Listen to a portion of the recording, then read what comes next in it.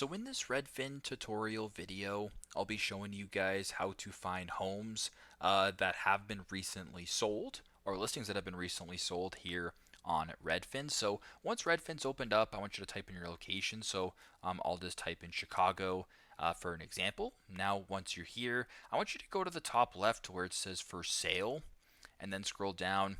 There's a bunch of different options right here. So I want you to go down to where it says sold right here to open up this. You can now select your area. So if you want to view like houses sold in the last week or the last month or whatever, so we'll just use the last month as an example. We'll go ahead and press on done this way. Now what you're going to be seeing is a bunch of different listings that have been recently sold. So it'll show you the date that they were sold as well. So if you were to scroll through, you can view all the listings that were recently sold and the price that they were ultimately sold for. So very simple, very straightforward.